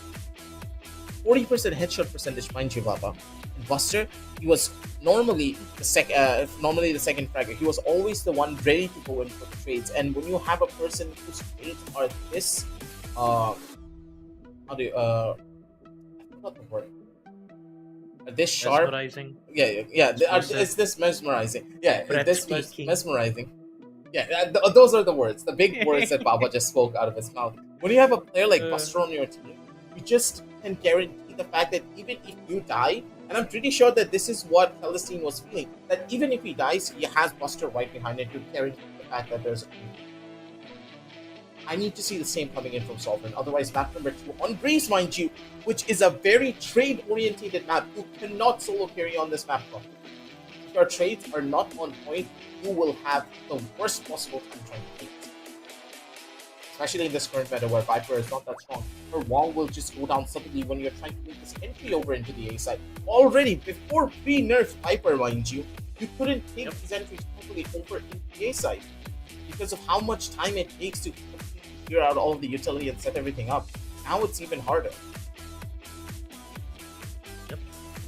And I think that as we take a look at the agent select right now, I'm pretty sure a double duelist composition could be a Reyna and a Jet. You know, a Reyna Jet could be very powerful, especially how, you know, Reyna could constantly pressure into its mid, but never mind. Oh, okay, clandestine with the Yoru, all right. It's very rare to see Euro being played, especially in South Asia, Aggie, because like you said, NA and EU, especially with the huge Vipers nerf, it's been very difficult for them to, you know, get, you know, comfortable with the metas, right? And for players in Asia, they're more an aggressive team who would prefer, you know, be right in their face, right? Flashes, you know, they would rather prefer more on flashes, executes more than smoke. But nonetheless, I mean, smokes are still important. I'm not going to say that smokes are not. But yeah, looking at the team composition itself, as I expected, you definitely would want to have Jet, because the main contestant in towards mid long, and also that tunnel which is recently opened on Breeze, it's going to be a huge fight up. And since Viper will still be pegged from both sides of Whitebeard and No Mercy, we get to see that huge nerf that could have a major effect on those smokes. I really hope to see a second controller at the very beginning here, but I don't like where this composition is going. The members of Sovereign, they are going in for the much more generic composition, if I would say. I love the fact that they are picking. Yeah, I like the fact that they have opted to go in for that KO. I like the KO pickup because the flashes are very powerful. You can go in for a bunch of flashes too, but I don't know how it's gonna work, especially with the nerfed Viper coming into play. All of their executions need to be a lot more clear, and at the same time, they need to have clear communication lines in the way they want to do it. If there is a single miscom in any situation, they are going to be suffering drastically from it. If the Viper is not able to call out the perfect amount of time that the smoke is going to be going down on, one of your players could just be caught out in the open and he has no way of executing. Communication is key right now. And we know that Mercy is like incredible when it comes down to his communication, but Whitebeard having a very rough game in map number 1, hopefully that does not affect his comms in map number 2. Because we have seen this in the past that players that do play bad in one particular map tend to go silent and not get the same level of energy in their comms in map. Let's see. Tunnel's presence from Airavata Esports. The door hasn't been closed just yet. Smokes will be used and an instant confirmation on kills, in which none of them has been made just yet. A lot of fights been happening towards the tunnel's side, and it will be Clandestine who secures one. Mozart tries to get the first, but no, he gets away safely. He just got out. He was like, yep, see ya. Gets away to the safe spot, and Sovereign, my god, they definitely did not expect to see that coming, did they? The rest of the two players are very low on HP, but they've secured the plant. Now just have to remove the rest of the players, in which they will do successfully, winning the pistol round from the side of Arata. Mercy, you cannot tell me that wall was a calculated wall. Please, if we had an instant replay, I could just showcase to you why that wall is possibly the only reason why they won this entire round. Sovereign, like, what? Mercy! He placed the wall that cut through the middle of halls. Not the middle of halls, on the opposite side of halls, where the door was, right? As soon as the players got flash, they jumped behind Mercy's wall. Yeah, boy. And they lived because of that and that alone. I cannot stress to you, Baba, how one wall just completely saved them the entire round. Yep. Just one wall is more than enough to secure it. So Clandestine once again flash through the wall. They will secure 2 kills back to back. Sovereign Esports facing major problems on the map freeze. It's all, well, it all leads to Mighty. 5v1, only pistols in hand. It's not gonna be an easy one to secure it. They will try to go in for the knife, but unfortunately we won't be able to see that. 2-0. Airavata Esports back in the lead, and yeah. I have to admit that wall, especially on the pistol round, this when you add a pinch of randomness, where you just randomly panic and sometimes it works, it's very rare to get that. Because when I play Valorant on a daily basis, and when I panically place an ability, it never usually works for me. It's like, oh, okay, you've misplaced an ability, you're gonna get punished for it. But it's not the same for Airavata Esports though. It was like, yeah, I've placed a wall. It's working well for us. All right, hooray! A good pistol round win for us. It's a 2-0. Bonus round is still in our hands. Guardian is already been used, which means that Guardian will be definitely an important element for Airavata Esports to secure those important kills, and it's at the hand of Clandestine. So it's all up to him to see whether if he can get an opening pick or not. Oh, I don't like this. They're running straight into the side. Fires still seems to be a little bit of an issue here. They're gonna be able to get the break. The Buta. His position is still not known. There's over towards the top side. They did get the break, but look at the positioning. They have gotten forward quite deep. And the Euro's on the opposite side already. He's on the opposite end of the half wall. Clandestine. Opportunity to be even more. Yuta wanted to go in for the kill, but he's not going to be able to find it. Clandestine, it's all up to him. If he finds one kill here and the timing does favor him, it's going to be perfect. Postplans are good, but the weapons are not that favorable. We need to make this one happen quick. Mighty. In for the push. Clandestine, beautiful for the shot. He's going to be able to find way more. Buster coming in for the third, and one by one, they're able to mow them down. Mind you, Baba, this was a bonus round. This was a bonus round coming out from them. They had the weakest weapons possible for this take to work. They had a stinger, for God's sake. And they still were able to find all of the kills and make this a flawless. Greece is their playground. Yep. And all they had to do, Aggie, was just secure the spike and wait for Sovereign Esports to make their play, because they're the one who needs to push in towards the side, right? Not a lot of utilities left. Most of the utilities were placed in towards the A side. Wall was present too. CJ just reverted it back, applied the spike in towards the B side, and waited for the defenders to make their play. This is a bonus round, which means Sovereign Esports are forced on an eco round, which is more painful to secure important lines of sight gunfights. But turns out you don't have to worry about it. Utah, once again, with the Sheriff, secures an important frag. Now, can he get the second? Nope. You have Raja all the way from the backside and Janek to get the third. And with this thrifty round, it's not going to be possible for Sovereign Esports.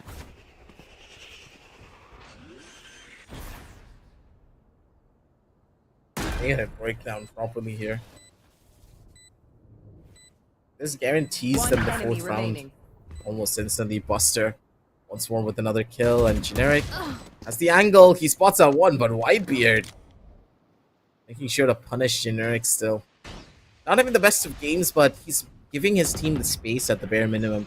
Even if your aim does not work, it's very important that your team is always on the same boat. And Buster, readjustment done beautifully. 0-4 as Airavata. They're showcasing their dominance in the map of Greece. They're doing it with perfection. Sova plays a major role on a map like Breeze.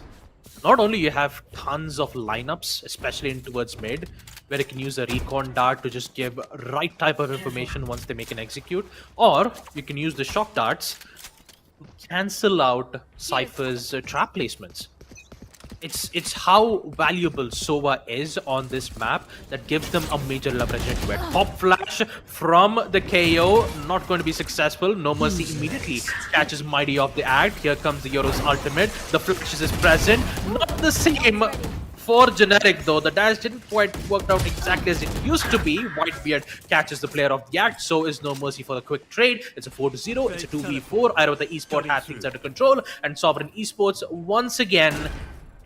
History is just it's basically like a rewind option on a VHS tape. One enemy remains. Yeah, they are impossible to try and defeat. Not even a single bullet missed out. They kept the perfect execution too. They're utilizing the Euro to its fullest potential too. At the same time, think about it. What is the normal primary problem that you have with this current Viper? You're not really able to scale up with the wall as quickly. Euro kind of completely nullifies that issue. When you have a Euro on your team, you can use the teleport to immediately carry the space that the Viper demands with the wall that's coming up. And as soon as the Euro's already inside of the site, that means as a Jet, you don't have to worry about the power, worry about a lot of the corners that you could normally die from.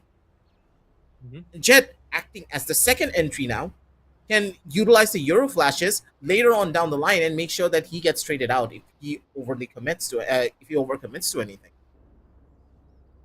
Airavata, they're playing a beautiful game of Valorant here for the map of Breeze, and this is one thing that we haven't really seen from a lot of other even tier 1 teams in recent days. Because having a good Euro player is a rare sight to see on the highest levels of. The synergy is on point though for both the Yoru and the Jet. Like the flashes are on point, the teleport at the right time, information's been given, so is the Jet just dashing in towards the side and securing those important frags. When they start getting those opening picks, it is more than enough for Airavata Esports to not only secure a post plant, but also remove 2 players off in the process. And hopefully, with the timeout being used from Sovereign Esports, they might be able to get something good out of it though. Suppression, not being able to suppress any utilities. Raja, there goes Yuddha. Information will be given immediately, but triggered. Whitebeard, Mighty, all 3 of them with the Sheriff find its important mark. Immediately removing out players. Use of that Sheriff. Those shots are pristine, and I know with the Esports, they'll be facing the major deficit just because of one single use of Neuro Theft. They just immediately just flushed out the rest of the players here. Yeah, this was a good round coming in from the members of Sovereign, and one pause really gave them the direction that they required to rally the squad and finally figure out what Airavata was doing the last couple of rounds, which purely was being able to isolate these 1v1 duels. Raja now being spotted, no real utility in his hands, needs to make a run for it over towards the other side. But I like the discipline coming in from the members of Sovereign. They're not risking anything here. Say needs to upgrade his weapon here, hoping that Raja's going to give him a Vandal as a gift. But 30 seconds left. Raja, he's not taking the bait. He's going to opt for a full-on save, maybe deal a bit more economic damage, but then again, going for a save here, not really the most necessary of things. But, Baba, I'm going to talk a little bit more about the following round because this is a guaranteed win for Sovereign, right? But 10 seconds left. this next round will be even more crucial because the Viper Spit is now online, and that's a big ultimate that you can use to control a site. And I'm interested to see how the Viper is going to be utilizing this to try and stop Airavata's pushes. Now we have to wait and watch. So Sovereign finally opening up their account on defense. A very good thrifty round too. So, like you could see the amount of overconfidence that you saw from Team Airavata Esports. Once they got the initial pick from Raja, immediately uses the ability to give away the rest of the players' information. They immediately thought, you know what, we have the rest of the information, let's just go ahead and get those kills. Immediately gets one tap from 3 of the other players from Sovereign, and next thing you know, they've got that round under control. It's just they've got to worry about certain situations like this. Camera taken out. Informations once again. Tripwire It's caught 5-1. Just like you said, Aggie, it all heavily revolves around the Viper's pit. So, do or die situation for Sovereign Esports to put themselves back up on track. Busters will deal some minor damage towards the shock. Not a lot. Still alive. They still haven't planted the spike yet because it's still at the hands of Sova. Just waiting for the smoke to commence, and once it's done, Buster can easily go back to the site, proceed for post plant, and see whether if Airavata Esports can handle things out. Shell from the opposite end of the Sovereign. A good spot of his own as you don't go in the back end. Hold up. He needs to find the kill, but no! Yuta! Couple of key important kills completely getting missed out. Raja is also in a tough spot. He's not going to be able to survive as Mighty comes in with a run and gun to completely take him out and take away his confidence too in the process. 2-5. It's a very scrappy round comes in from either end of this. Sovereign gets the kills and also a team ace. But honestly, I don't think they should be celebrating this round win considering how sloppy it was. It needs to be a lot more cleaner moving on down the line.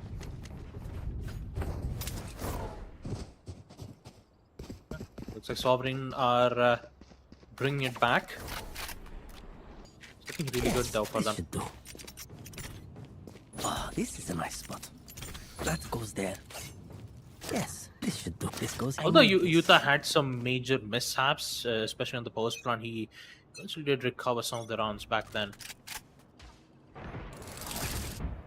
Again, info from the drones. Cypher the only sentinel holding from the B side.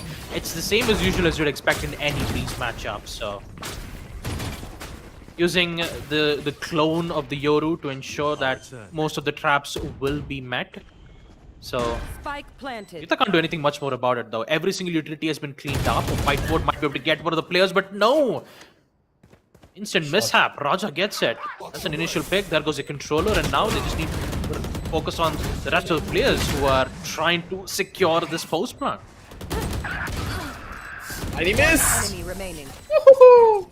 You died low. Good shots from Clandestine. Portal closed. That's slipping and sliding on ice at this point. Members of Sovereign are having a hard time trying to pinpoint this man down. 2-6 is Airavata back in the driver's seat once more. Slowly but surely, they are getting a good idea of what the members of Sovereign are really capable of. But even then, they should not get complacent in where they are holding. It's important, Baba, that Sovereign, they understand what they're doing wrong. And that's primarily giving a lot of space away to Airavata to do whatever the hell they want when it comes down to direct.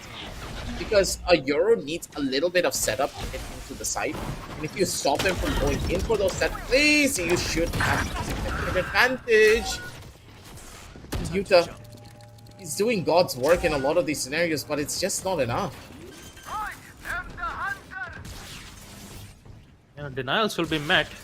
It's gonna at least waste a little bit of time, but Oh, he's able to dodge both? I Spike think. planted. Oh yeah. Once again, post plant for Airavata Esports. Last They player are standing. looking really well at this point, with Raja getting 2 kills back to back through the walls. Most won't get the third. It will be Clandestine who gets the final kill. 7-2 as Airavata Esports are looking confident on a map like Breeze. A little bit too confident when you think about it. Raja as well, he is actually the king of this map seemingly. Cypher lurking around, finding those sneaky flanks and the perfect timings to just catch his opponents off guard. No one's even watching him. And when situations like this happen, it really hurts the team morale too at the end of the day. Jump them. Looks to be another A execute coming in from the members of Airavata. A very fast A execute, mind you. And none of the members of Sovereign are even going to try to fight My this. ult's ready. I'll handle this.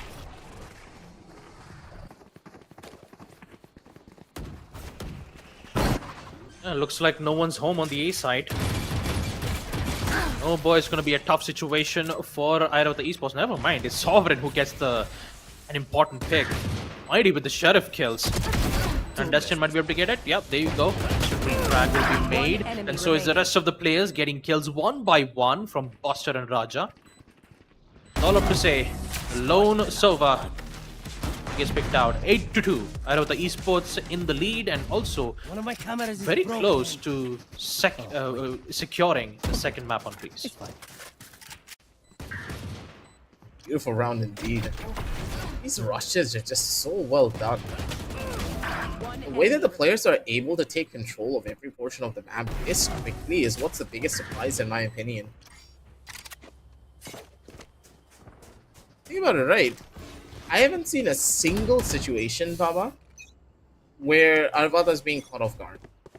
They understand what their opponents are doing in every scenario, but for the members of Sovereign, they have no idea of where Airavata are going to be heading in any of these fights. I don't see early utility being utilized to gain information. But that is really happening. Generic on track over on the opposite side. He's getting the frags here too. Triggered. Taking a back seat. No real dash to help a Generic in this scenario. He tried to push in a little bit too fast and he's going to pay the ultimate price for it with Zone Life. Mighty. Goes back into Orange. Say comes in for the push, but he makes a little bit too much noise and Mercy's going to be the one to go in for the catch here instead. Wall up, and that's a beautiful wall to have. Information already cut off as Buster makes his way inside of the site.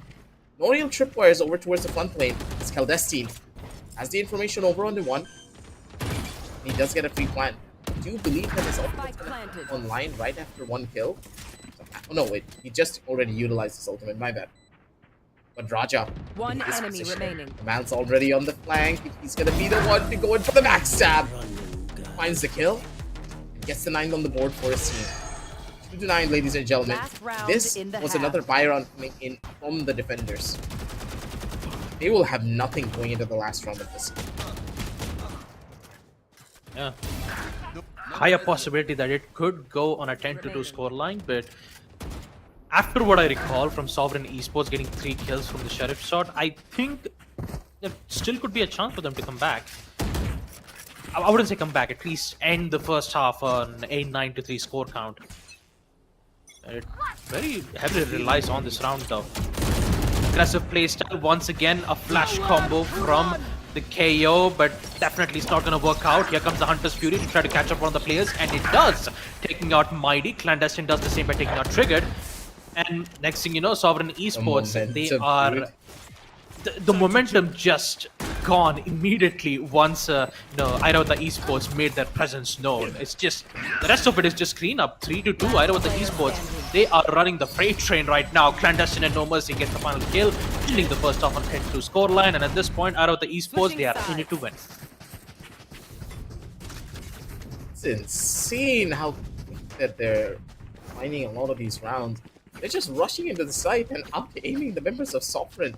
Sovereign just don't have an answer to any of these rushes.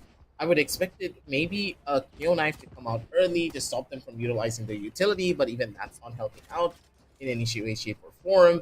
No real flashes are being used by Triggered either. Triggered needs to be a little bit more creative in the way that he utilizes his flashes to stop these pushes from happening. Maybe try to change up the Viper setups as well instead of using the wall in the much more of the default fashion.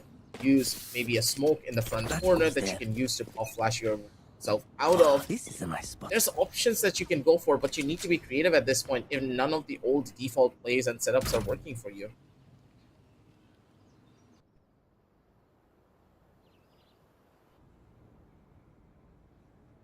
There needs to be a change, and if I don't see that change, the possibilities of down, them mid. even winning this is not gonna be that helpful. And Buster, just look at him, Baba. He's playing his own little bit of a game out here. 2 free taps and he's already gonna be able to find the kills. Elbow control is there. And Sovereign, they're just scrambling to try and survive. You can see the smile on Caldestine's face. He just already knows that they're lost and they don't have an answer to any of the things that they're doing. Flawless round comes in from Airavata on the pistol round, mind you. It seems to be all but over. Sovereign, the young guns of the teams, just completely are falling apart. Yeah, they definitely did not expect what to do on a map like Breeze, right? One enemy remaining. Understanding the entire changes in the meta, knowing that a single Yoru can create an entire mishap of their entire strat definitely hurts a lot. I mean, you'd have no other ideas on how to counter them. Great shot though from Clandestines, two back-to-back from the Outlaws, and at this point, it's just Arata Esports just gaining to get more kills. Raja is here, so is the second. Not working as expected it to be. Here comes Generic with the final kill on the Ghost. Sovereign Esports looks like they've lost hope here, Aggie. But I still gotta I still have to commend them on their first map on Lotus. They've made such a great performance on a map like Lotus. They've read it like a book. They did know how to counter. The post plant was excellent. But I believe on map number 2, things just went not that great for Sovereign though, unfortunately. Yeah, I think after the loss that they faced in map number 1, the team's morale just took a dip down into the ditch. I haven't really seen them being in close contention with each other as much as you would have hoped for. Raja, significant miss, but he's still gonna be able to find the hit regardless. Marshall still doing work as a clandestine. Trying to be the big boy here. He's not gonna be able to find much, but Raja's always gonna be present to be the anchor for the team, an anchor for the B side. He's not gonna give anything away. Last player remaining will be Whitebeard. Position's already known, and Raja with the Outlaw just goes in for the instantaneous hit. A 2-13 finish after a 11-13 win. Airavata, what is this team? It seems as though their momentum just goes it for an upwards trend as soon as they win a map. And if this is how strong the squad is going to be moving forward, even Dub G should be scared of what this team is capable of. I mean, I don't think it has to do with, you know, the synergy wise. I do have to say that the synergy was working well for the side of Team Sovereign. It's just that the agents that they've picked and the time that they tried to combo it didn't quite go well in their end, you know.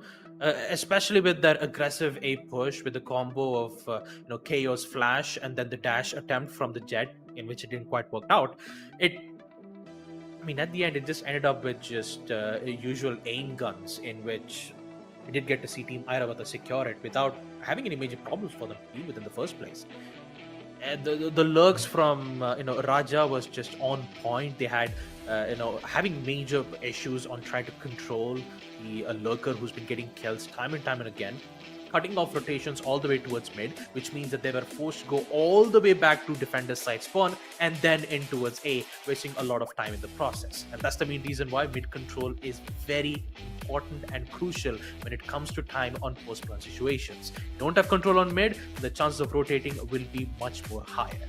So thinking about that in perspective, Airavata Esports, at this point they were just having a field day, man. I mean, the way how the peaks that they've made, the combo pushes, at this point it just broke Sovereign's morale quite a lot.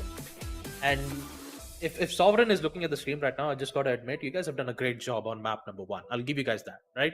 Lotus was a very close map, and the synergy that you guys did on trying to remove out one of the important players is really great. That synergy is what makes a great Valorant player. You know, you have to play as a team. Solo plays usually doesn't work out quite a lot, but playing as a team, that's exactly where this team shines a lot. But hopefully we'll see Sovereign have their one final attempt in the lower bracket section.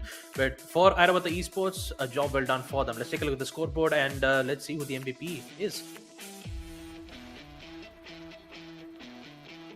I'm not even surprised that Airavata is going to be able to take this one away, but good God, Raja. This Cypher was just so sneaky. The man he's doing 18-3. He has a 6 KD ratio.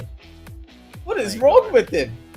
The man was in the back 24/7. He was just shooting heads on the flank more than he was taking raw gunfire early on. Clandestine as well on the other side of the other side. He has 17 and 4. Both of these players were just having a field day in this entire game. And then Buster, yeah, he's doing 6 and 13, but you have to say that he was a constant driving force for a lot of these rounds. The way that he utilized his utility, the fact that he was always ready with his recon bolt, with his drones to set up Raja for a lot of these flanks. And when he used his recon bolt, he made sure to communicate it to Raja so that he could go in and take an early swing, because players, as soon as they see the recon bolt, at least 2 people are going to try to shoot it, right? That's when Raja came in for that immediate peak to use that as an advantage for himself. Him being the MVP of this map is not really that big of a surprise. The guy was phenomenal. He played Cypher to perfection, and I do think that he will be the series MVP later on. Yep, he is going to.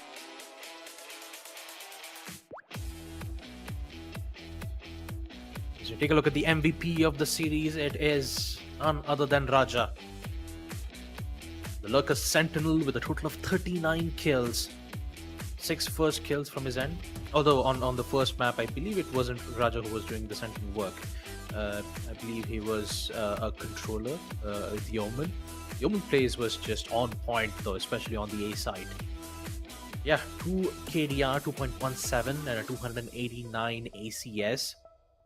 At this point, Airavata Esports, it's a force to be reckoned with. But on the bright side, you do get to say that Sovereign Esports had a really great experience going up against the best of the best, who had a good experience going up against professional players. Yep. It's just the experience that all the members of Airavata had that gave them the edge here on the map. Taking Greece is not something that you take lightly. You need to have a proper game plan in mind. You need to have proper set plays and executions that you utilize on this particular map to even set foot on. A lot of teams, there's a reason why they ban out Breeze. Even if they're good on Breeze, they don't really want to take that risk because of how demanding this map can get. And unless your team synergy, your raw performances as an individual are on point, and your lurkers, sorry, your sentinels, shouldn't say lurkers, your sentinels have a deep understanding of the map and also the timings that they should go for, it's very dangerous to pick this map up, and Sovereign probably just shot themselves on the foot here. Picking up this map up against a squad that has a lot of experience playing Valorant, not just as individuals, but as a team in general. That experience just helped them take this entire map under the rope. A 32 scoreline on Breeze is not something common. It happens very rarely.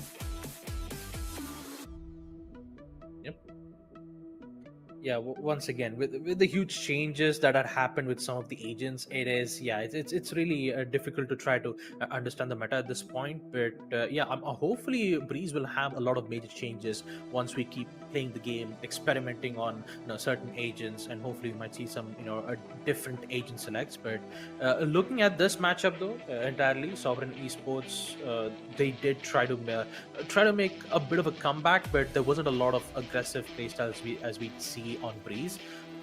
Most of the time Sovereign is more of like a passive team, right? They always play it in a safe manner. They don't like to take risks. They don't want to be aggressive on the side of defense, get a kill and come back to safety while wasting a lot of time in the process. No, they always play it safe. Sovereign, they're really good at holding their sides, securing in a lot of post-plan situations, and they really did a great job coming into it. But yeah, I believe right now that should be the end of second match for now, folks. Team Airavata Esports securing 2 maps up against Team Sovereign, which means that in tomorrow we'll be having our 2 lower brackets matchups.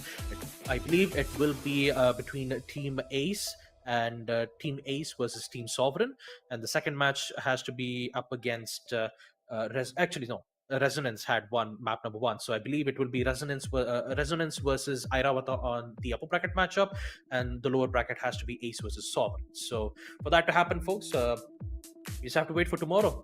This we're going to be signing off for today. And once again, folks, make sure to check out the sales that is happening on Flipkart. Link is in the description down below, and also on the pinned comments. We'll be taking our leave for now. This is me, Babusta, alongside my co-caster Aggressive, and also our broadcaster Headmaster 15. And we'll see you guys tomorrow. Until then, good night.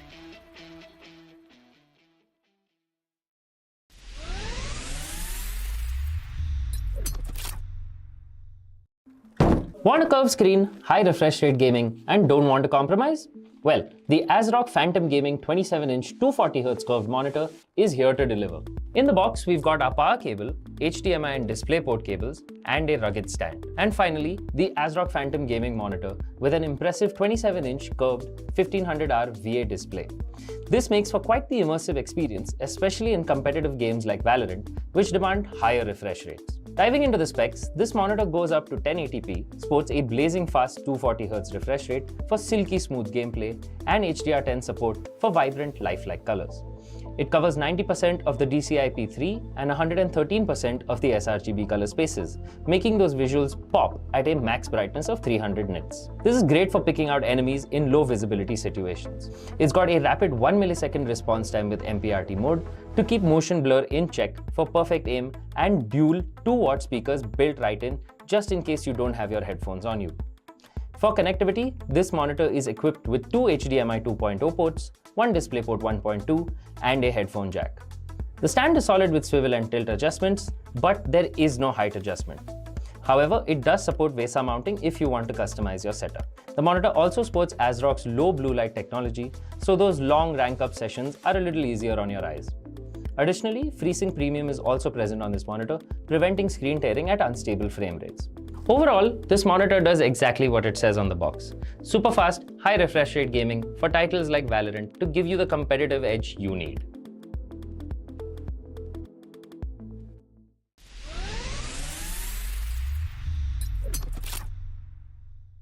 Today we've got something special for AMD users. The ASRock B650 Live Mixer motherboard. Packed with features and support for AM5 processors, this motherboard is a statement both visually and specs-wise. As an AM5 board, the ASRock B650 Live Mixer supports both AMD Ryzen 8000 and 7000 series processors and will continue to support all AMD CPUs until 2026. Whether you're upgrading or building a new rig, this motherboard has you covered. Power delivery is robust with a 14+2+1 phase power design, ensuring stable and efficient power distribution. For memory, it sports 4 DDR5 DIMM slots with support for 6400+ MHz speeds when overclocked. Expandability is key in any build, and the B650 Live Mixer shines with 3 PCIe 4.0x16 slots and an M.2 key E slot for Wi-Fi modules. Rear I/O is great with an HDMI and DisplayPort connector, 14 USB ports, out of which you get one 3.2 Gen 2 Type A port and a 3.2 Gen 2x2 Type C port. Those with blazing fast internet will be happy to see a 2.5 gigabit Ethernet port at the back. For audiophiles, it features 7.1 channel HD audio with the Realtek ALC897 audio codec and Nahimic audio enhancement. Whether gaming or watching movies, you can expect immersive audio quality. Storage solutions are top-notch with one blazing fast PCIe Gen 5x4 M.2 slot and 2 PCIe Gen 4x4 M.2 slots. Additionally, it also has 2 SATA 3 connectors for additional hard drives or SSDs. All in all, the ASRock B650 Live Mixer motherboard is loaded with features that make it a formidable foundation for any high-end PC. Whether you're a gamer, a content creator, or just looking for a powerful system, this motherboard checks all the boxes.